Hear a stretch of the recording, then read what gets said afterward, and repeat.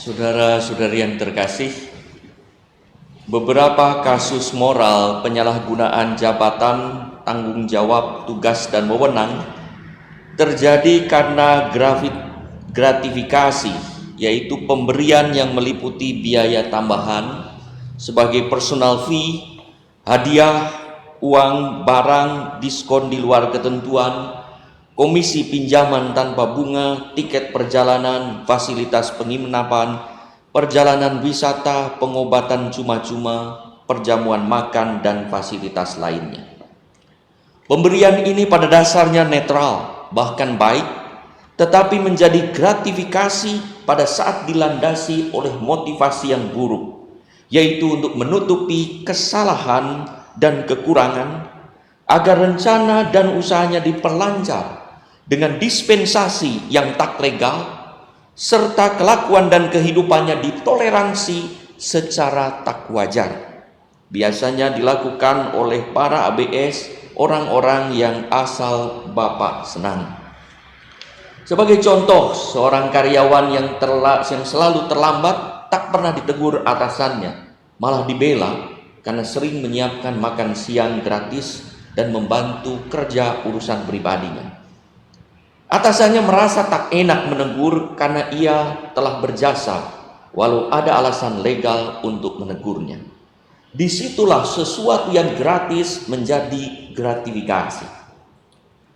Rupanya Yesus diundang makan oleh orang Farisi yang dihadiri juga oleh ahli Taurat.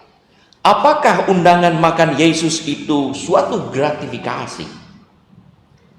Maka menjadi gratifikasi kalau karena perjamuan tersebut Yesus tak melaksanakan apa yang menjadi tugas, tanggung jawab, dan tujuan misi luhurnya, yaitu menyelamatkan manusia, mewartakan Injil.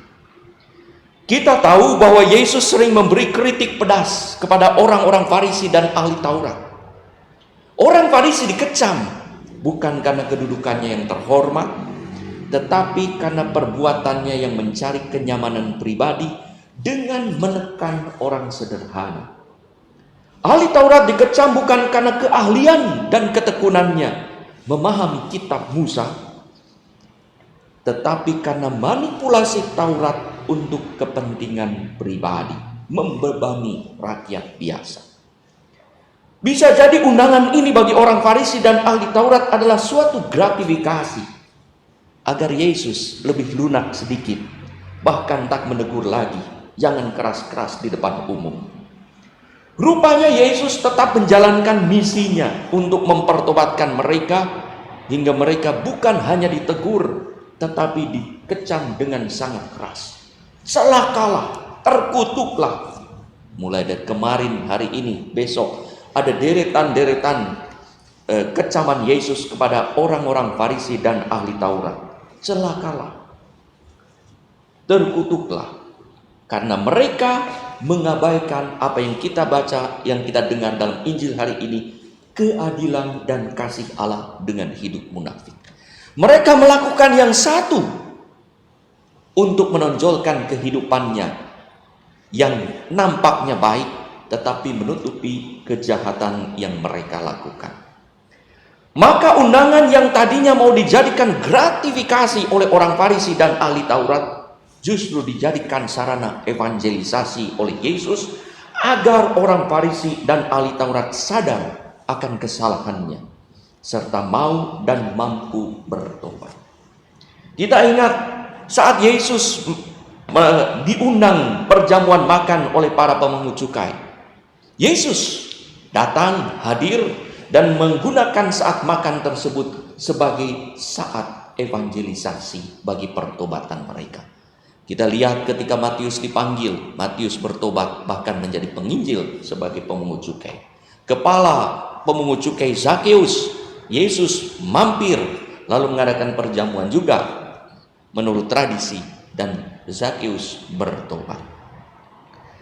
Saudara-saudari yang terkasih, kedekatan dan persahabatan tidak mencegah dan tidak membelokkan misi evangelisasi. Dan itulah yang dihadapi oleh Paulus. Paulus dekat dengan jemaat-jemaatnya. Hari ini kita dengar kepada jemaat Galaksia.